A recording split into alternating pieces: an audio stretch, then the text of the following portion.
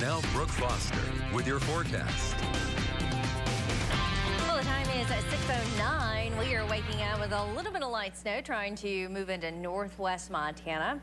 As far as road impacts, really not seeing any as of yet. I just checked in with Montana Department of Transportation, and so far you're good to go, but we could see a light dusting, and that's all it takes to create some travel delays for you. Weather watchers checking in with temperatures in the single digits north of Belgrade at 3, south of Belgrade's at 2, 25 Marion, 20 Hall, 27 in Hamilton, 31 for Trout Creek and Kalispell, 28 this morning, Eureka and Upper Miller Creek. Anaconda checking in at 11 degrees. If you've got a weather report that you want to share, you can find me on Facebook. Today we're tracking a cold front. Now that colder air though is going to stay well off to our east. However, with that front, we are going to see an increase in wind speed today. Because of that, we do have dangerous crosswinds in place for the Livingston to Big Timber with a wind advisory for gusts up to around 60 miles per hour. Now some areas could see a little snow accumulate. I'll tell you where we'll see those travel impacts from accumulating snow in about 10 minutes.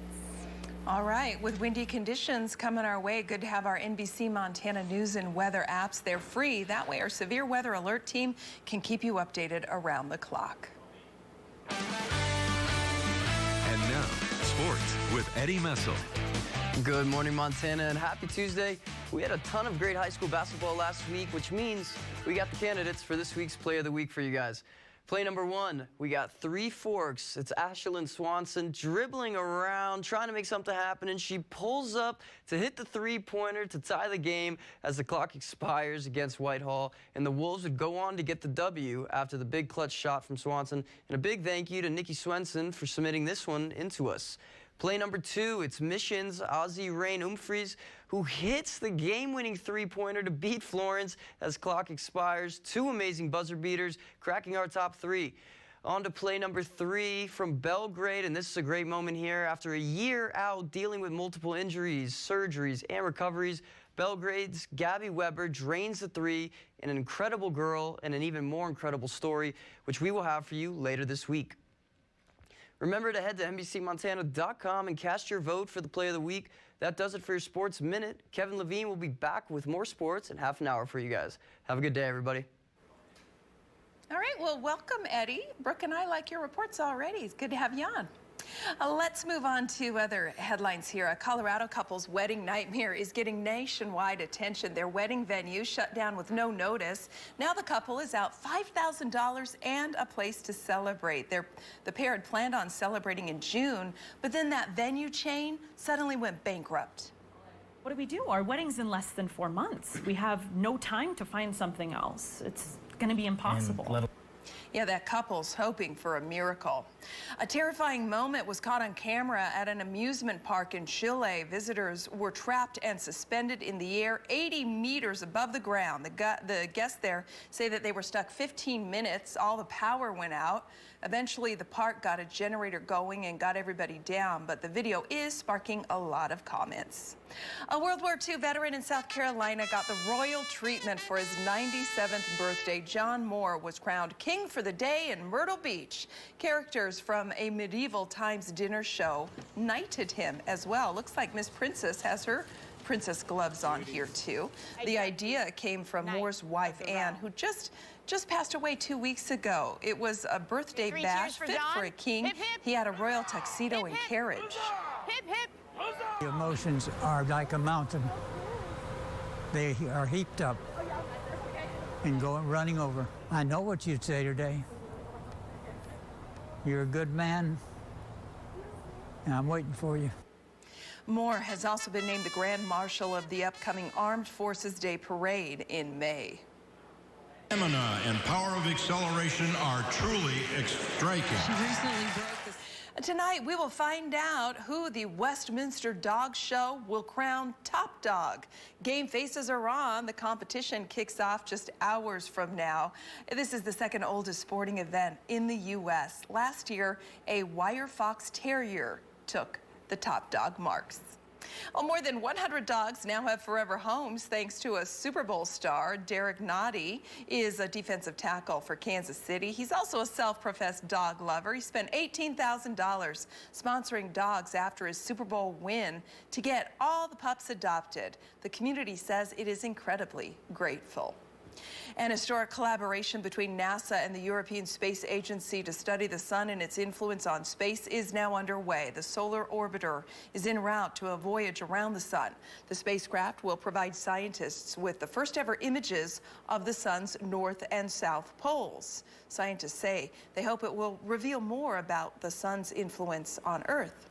And just in time for Valentine's Day, a study is finding the iconic frozen hearts that can be seen on Pluto creates nitrogen wind. During the day, Pluto's frozen nitrogen heart warms enough to become vapor. Then in the nighttime, it condenses and turns to ice. The researchers are calling this fluctuation Pluto's heartbeat.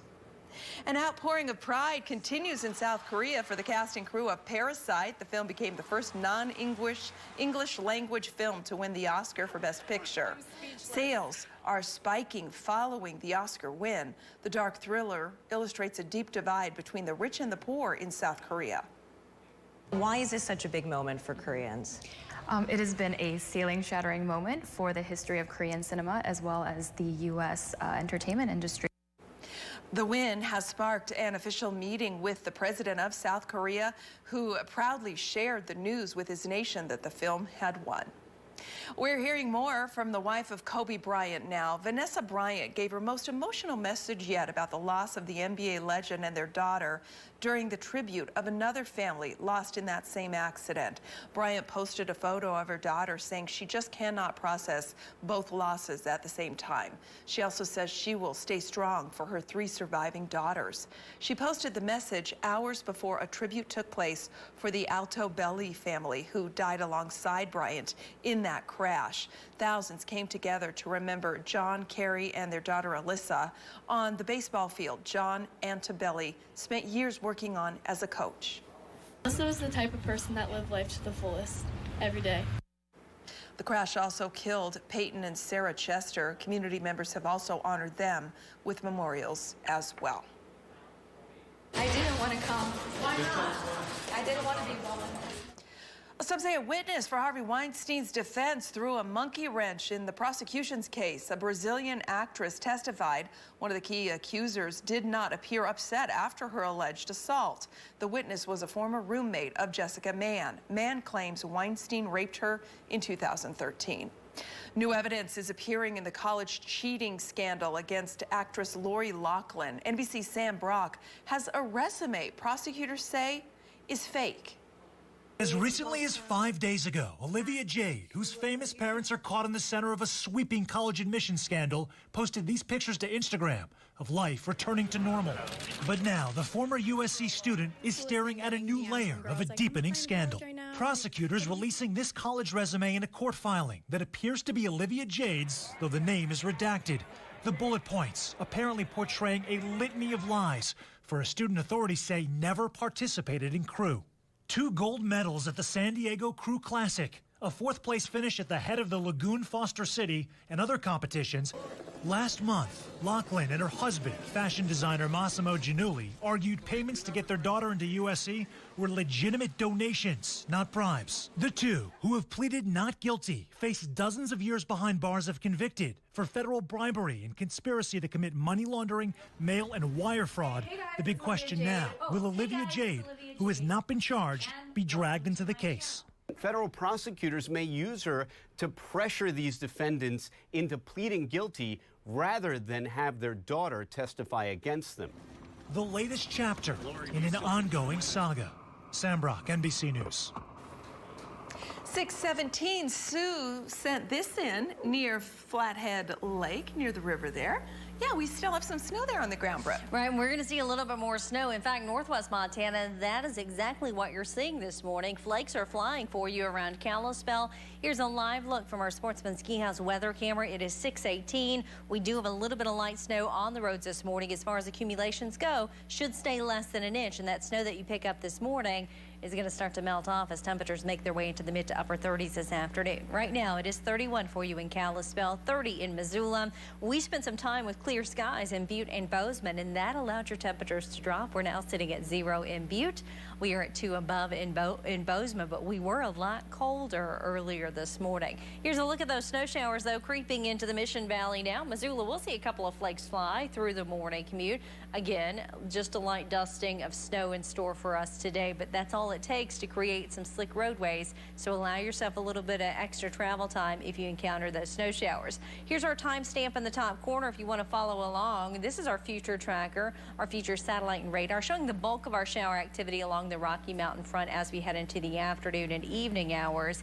Into southwest Montana this evening, we could see a little bit of snow accumulate. Kind of starts to pick up for you in that 8 o'clock hour over Bozeman Pass. And then it really gets going as we head into the overnight hours. And by tomorrow morning, we could have a little bit of light snow on the ground in southwest Montana. But our only advisory that is out for southwest Montana is that wind advisory from Livingston to Big Timber. Could see wind gusts up to 60 miles per hour. Now, Great Falls and Lewistown under a winter weather advisory. Main impacts are going to be felt over Kings Hill Pass. That is where we could see 6 to 12 inches of snowfall. Around Great Falls, generally less than an inch of snow in the forecast. Helena may see a dusting to an inch of snowfall as we move throughout the day today. Around the Seeley Swan area, you could see 1 to 3 inches of snow accumulate as we move into the overnight hours and into the first part of your Wednesday. Yesterday, daytime highs were stuck below freezing in both Butte and Bozeman in the upper 20s and low 30s. Today, you're going to be a little bit warmer than that. You're going to make your way above the freezing mark. 35 today in Butte, 34 in Bozeman. We'll be at 36 in Kalispell, 39 in Missoula. Occasional showers as we remain under that northerly flow. Tonight, we'll see a little bit of light snow. Could wake up tomorrow morning with a dusting to maybe an inch or 2 of snow on the ground. So be sure to tune into NBC Montana today, tomorrow morning between 5 and 7 a.m. and we'll track those road conditions for you. Kalispell and Polson, your 7-day forecast. Upper 30s for your Thursday. Valentine's Day includes a wintry mix of rain and snow.